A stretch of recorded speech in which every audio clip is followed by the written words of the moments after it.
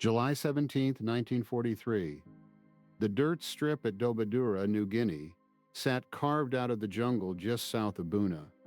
A B-25 Mitchell touched down and taxied toward the dispersal area of the 3rd Attack Group. Men who saw it stopped and stared. This was no ordinary bomber. Its solid nose looked stubbier, almost as if it had a chin. Under that chin rested the massive barrel of a 75mm cannon. The aircraft bore the name Lil Fox.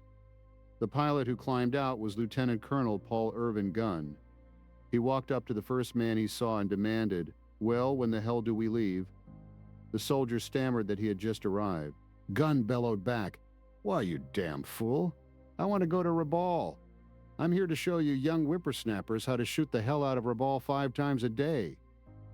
The men around the strip had heard the stories. They called him Pappy. He was the mad genius who had already transformed the B-25 into a flying gunship. Now he had returned with something even more terrifying. The question hanging over Dobadura that morning was simple. Could a 75mm cannon, a weapon designed as a World War I field piece, actually work in combat from an airplane? The recoil was brutal. The gun had to be hand-loaded by the flight engineer. It fired 1 round every few seconds. Most pilots thought the idea was ridiculous. Pappy Gunn intended to prove them wrong in the only way he knew how, by blowing Japanese ships out of the water. On July 24, 1943, Major John Hennebrey led a mission against Japanese barge traffic along the coast of New Britain. Gunn was flying Lil Fox with a crew that included a tech representative named Jack Fox. They found a convoy of landing craft chugging along near Cape Bushing. The strafers dove in. Gunn lined up his first target and fired the 75mm. The shell hit a barge dead center and blew it in half. He pulled up, rolled the Mitchell onto its back, and came down in a near vertical dive. Another single shot, another barge disintegrated. 4 days later, the target was much bigger. Hennebrey led 16 Mitchells on another barge hunt. They found 2 Japanese destroyers off Cape Gloucester. The warships were the Ariake and the Mikazuki, both modern vessels over 300 feet long. The strafers went to work. Gunn and Major Don Hall swept in together. Gunn opened fire with the 75mm. His first 2 shots missed. He called it buck fever. His third shot struck the stern near the aft gun turret. The blast suppressed the anti-aircraft guns. He kept shooting. Gunn put a shell into the poop deck. Another hit the smokestack. From less than a football field away, he triggered a final round that exploded on the bridge of the Ariake. The captain died in that blast. Hall skip-bombed into the destroyer's side. The ship was left wrecked and burning. The Mikazuki, still grounded on a reef, was finished the next day. Pappy Gunn received a Distinguished Flying Cross for his part in the destruction. He did not care about medals. What mattered was that the 75mm cannon worked. By August 1943, the Japanese had massed nearly 200 aircraft at Wewak on the north coast of New Guinea. It was their main base for contesting Allied control of the island. The base was supposedly out of range of American fighters and medium bombers. General George Kenney had a different plan. His engineers had secretly built an airstrip in the Markham Valley, close enough to reach Wewak.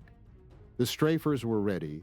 Their B-25s had been fitted with droppable fuel tanks, a modification Pappy Gunn had designed after watching a spring-loaded screen door in an Australian cafe. On August 17, 1943, the 3rd Attack Group struck Wewak at dawn. The Japanese were completely surprised.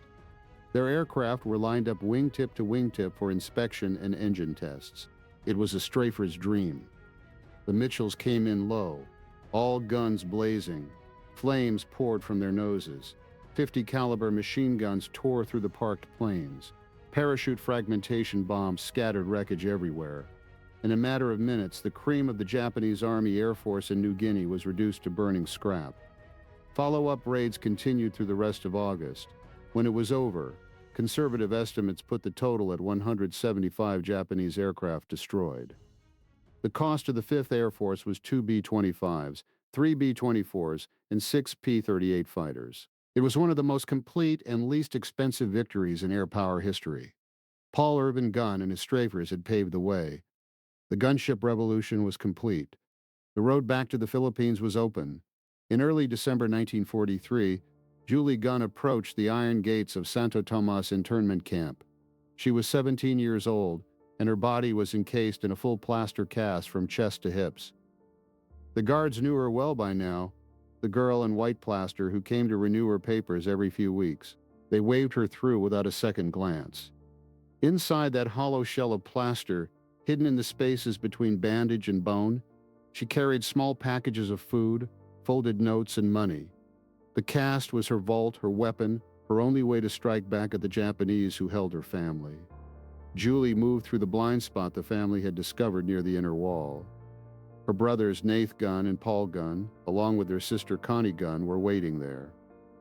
The boys reached down the back of her cast and fished out the contraband with practiced hands. Later, Julie sat beside her mother Polly Gunn on a bench outside the commandant's office. Beneath their clasped hands, notes and cash passed from mother to daughter, hidden again in the plaster before anyone could see. Polly Gunn kept her face still, her eyes calm. Julie stuffed the messages down into the cast and sat as if nothing had happened. This was the invisible war they fought inside the camp, a war of hunger, of whispers, of a teenage girl in white plaster carrying hope on her back. In February 1944, Lieutenant Nanukazu Abiko arrived at Santo Tomas. He was a broad-shouldered veteran of the Guadalcanal fighting, a man who had escaped the island's slaughter and was now stuck guarding prisoners far from the front. The hatred in him had nowhere else to go.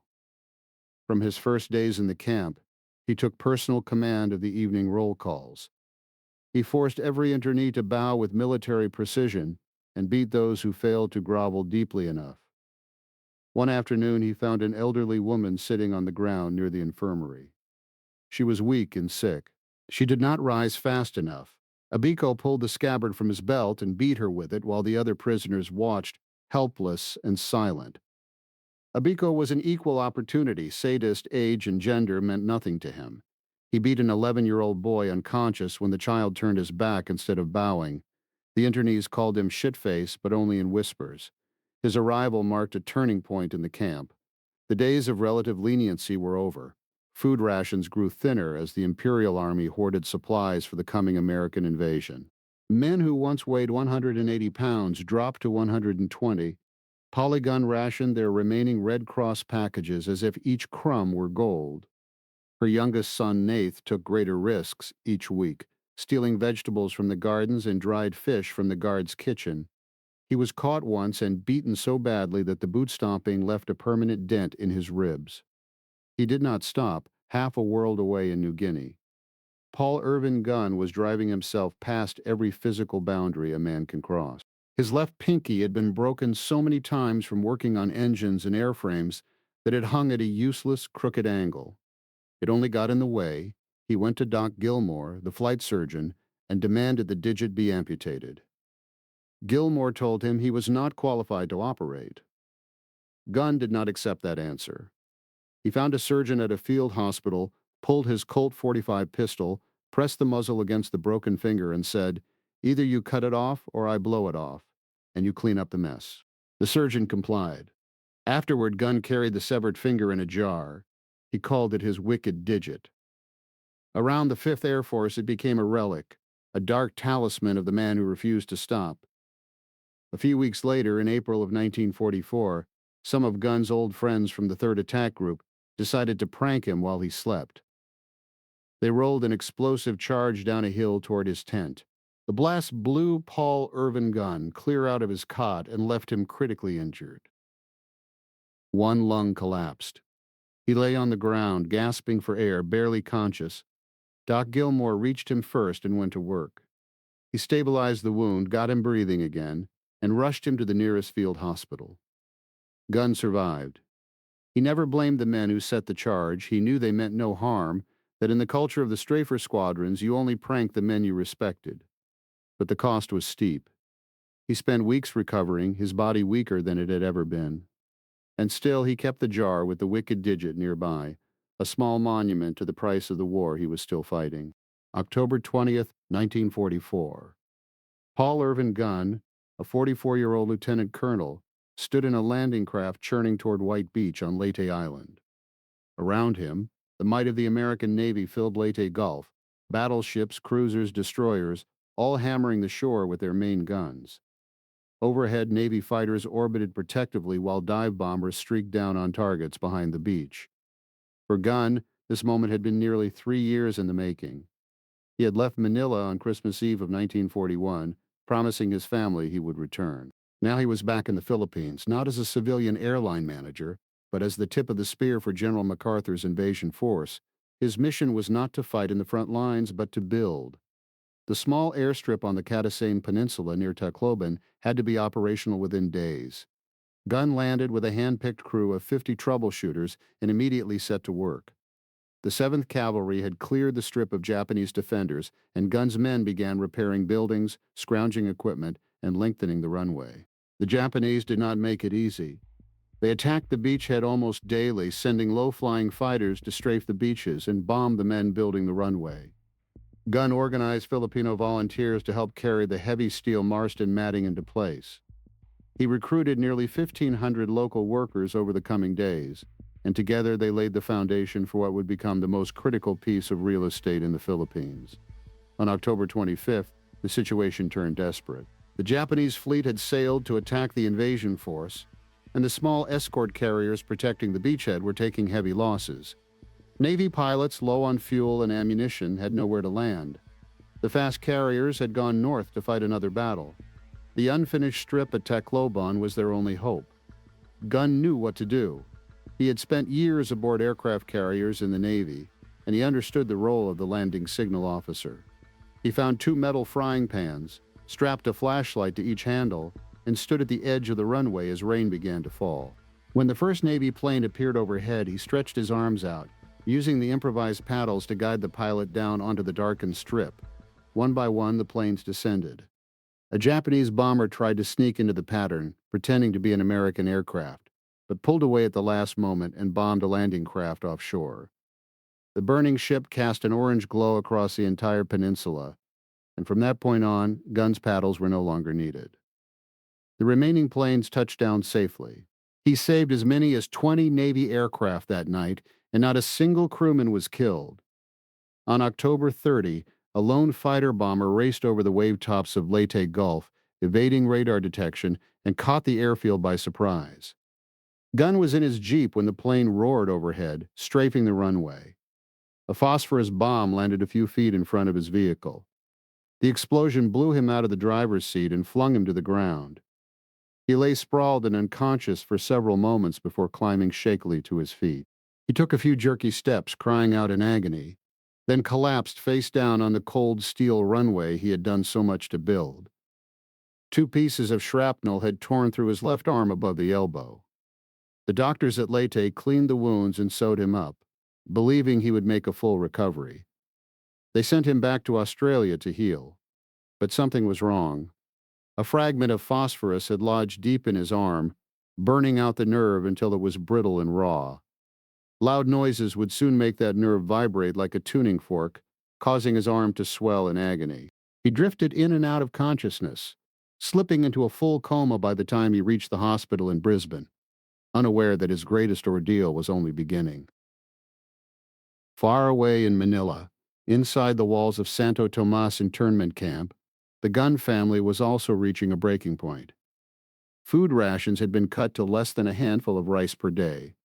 Pappy Gunn, once a vigorous woman, now weighed only 78 pounds. Her body was racked by beriberi, and she could walk only short distances. On November 13th, the family watched in horror as American B-24 Liberators flew over the camp. One of them burst into flames and fell from formation. Men began bailing out, but the Japanese anti-aircraft gunners concentrated their fire on the descending parachutes. The airmen were blown out of their chutes by exploding shells. Polly clasped her children close and whispered, "That could have been PI." A few days later, Nath Gunn, the youngest son, was caught retrieving a piece of shrapnel that had fallen into the camp yard. Lieutenant Abiko beat him with his scabbard until he collapsed. Right after Christmas, Nath came down with a fever that burned in his stomach. His mother led him to the hospital, where a doctor diagnosed acute appendicitis. There was no anesthetic left for the internees. They numbed the incision site with ice, and gave him a pill that made him dizzy. Nath lay awake on the operating table as the surgeon cut into him. He saw a spurt of blood splash the sheet. Then he passed out. He survived the surgery, but the family was nearing its limits. Paul and Nath made a solemn vow. If the Japanese started a massacre, they would die defending their mother and sisters. January 1945.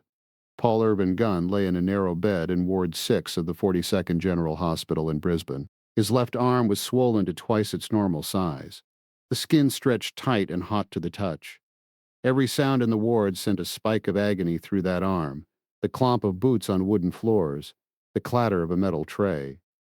The low thrum of the public address system playing big band music was the worst, sending waves of unbearable agony through his arm that he could not explain. He begged the nurses to move the speaker. He pleaded with the commanding officer to be transferred to a quieter room. They told him his pain was psychosomatic. They said it was all in his head. Gunn refused to accept that verdict. He was a fighter, and he had never surrendered to any obstacle in his life. Each morning he forced his weakened body out of bed and staggered toward a stand of trees at the edge of the hospital grounds. The silence of the forest gave him relief, but the effort exhausted him. He made it a little farther each day, and one morning he collapsed between two fallen logs, too spent to move. He lay there for hours, watching the light filter through the canopy, and for the first time in months he felt something close to peace. But the hospital staff moved a high-powered speaker just outside his building soon after, and the torment began again. He tried to escape, to find a civilian doctor to pay for his own treatment. Every request was denied. The pain was winning. Meanwhile, at Santo Tomas internment camp in Manila, the long-awaited American liberation had finally arrived. Abiko lay bleeding in the yard, and the internees, men reduced to skin and bone by 3 years of starvation and beatings, rushed forward. They kicked him. They stripped his tunic for souvenirs. Some of the women he had humiliated leaned in and burned him with cigarette tips. He was carried to the infirmary where he grabbed another grenade, but it was a dud. The crowd dragged him to a broom closet under the stairwell and left him there. He lingered in the closet for a few more hours before finally expiring. Nearby, 40 Japanese guards had taken 200 internees hostage in the education building, threatening to shoot them if the Americans advanced. A Japanese-speaking British citizen negotiated their release, and the guards slipped out into the city. The camp was free. The Gunn family was alive, together, and standing at the threshold of a world that had changed beyond recognition. 2 days later, on February 5th, the celebration of liberation was shattered.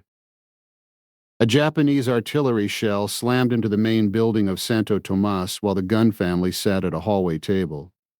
The explosion killed a woman standing beside Nath Gunn instantly. She was their neighbor, a woman who had slept only a few feet from Polly for years.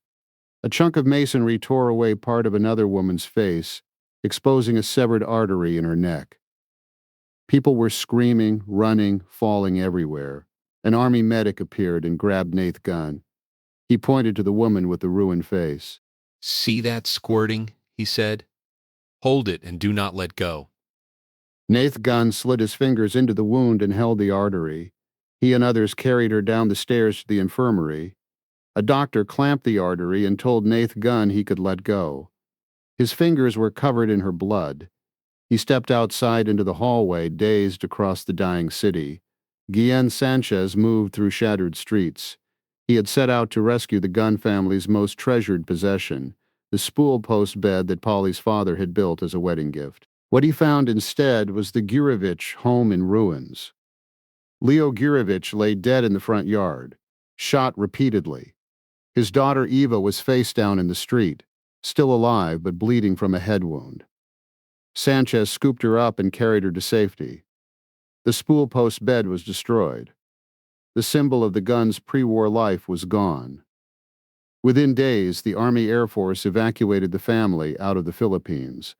They flew to Biak Island, then to Australia. Everywhere they stopped, pilots mobbed them with stories about their father. They called him Pappy. They called him a legend. The family heard tales of strafers and cannon fire, of frying pans and improvised runways. It was as if they had spent 3 years living at the bottom of the ocean. The world had changed, and so had the man they were traveling to meet. Doc Gilmore met them at the Brisbane airport and drove them to a hotel. He led them to a door on an upper floor and said, "He is in there." Pappy Gunn opened the door. In the far corner of the room sat an old man in a chair, a blanket across his lap, his left arm in a sling. His face was lined and drawn. His hair was flecked with gray. For a moment, the family thought they had entered the wrong room. Then they realized the truth. This was the man the war had made of their father. Pappy Gunn tried to stand. He clenched his teeth and rose with obvious effort, hunched like a question mark. Polly broke the silence with a grin. "Well, I know where we have been for 3 years. Where have you been?" The tension dissolved. They embraced gently, carefully, around his wounds. When it was Nath Gunn's turn, he had a fistful of plum seeds and no words. Pappy hugged him and whispered, "You made it. You made it." The promise made on Christmas Eve 1941 was finally kept. Pappy Gunn moved into Ward 6 with her husband. She watched his arm swell without warning, a bus braking in the street, a whistle in the bathroom. The doctors still insisted it was in his head. Then General Enos Whitehead arrived for a visit. He saw Pappy Gunn's deterioration and heard Polly's account. He picked up a telephone and demanded the doctor's report to him immediately. The chewing out that followed was legendary. Within hours, Pappy Gunn was wheeled into surgery. The surgeons found a single phosphorus fragment lodged deep in his arm, burning the nerve to a brittle mess. They removed it, cleaned the site, and sewed him up. The pain vanished. Pappy Gunn recovered steadily. The family was ordered to a hospital in California for further rehabilitation. He flew out of Brisbane while the rest followed by passenger ship. In the summer of 1945, after 8 months in hospitals, he was released. The family retreated to Pensacola, Florida, to a house on Navy Boulevard. There, under the Florida sun, they began to learn how to be a family again. It was a long process. The war had taken their health, their home, their city, but it had never destroyed the love they held for each other. That was indestructible. The post-war years brought new paths for each of them. Connie Gunn married a Navy officer. Julie Gunn went to work for the CIA. Paul Gunn served in the Army during Korea and became a high school history teacher. Nath Gunn flew as an aerial mercenary and was shot down during the Indonesian War of Independence. John Hennebrey, the mission leader in the early Strafer days, went on to earn his general stars. Eva Gurevich survived her wounds, made a full recovery, and later immigrated to the United States. Guillen Sanchez, despite his heartbreak over Connie, later married and found his own happiness. Pappy Gunn helped rebuild Philippine Airlines and raise a new air force. On the night of October 1st, 1957, he was at the controls of a Beech 18, flying a charter between Mindanao and Luzon. A microburst slammed his aircraft into the ground over Cebu Island. He was killed instantly. The revolution that Pappy Gunn started with those first Strafer modifications changed air combat forever. It cut off 250,000 Japanese troops in New Guinea and helped clear the path for MacArthur's return to the Philippines. The tactics he pioneered, strafing from treetop height, skip bombing, the use of massed machine guns in a bomber's nose, are still taught today. When a 10 Thunderbolts and AC-130 gunships prowl modern battlefields, the spirit of Pappy Gunn rides on their wings. But his truest legacy was not a weapon or a tactic. It was a family that survived 3 years of hell and emerged unbroken, because he never stopped fighting to get back to them. If you have your own family stories from this era of separation, of survival, of the American return to the Philippines, we would love to hear them in the comments below. Please take a moment to subscribe to this channel and give this video a like. It helps us continue bringing these stories to you. Thank you for listening, and thank you for keeping this history alive.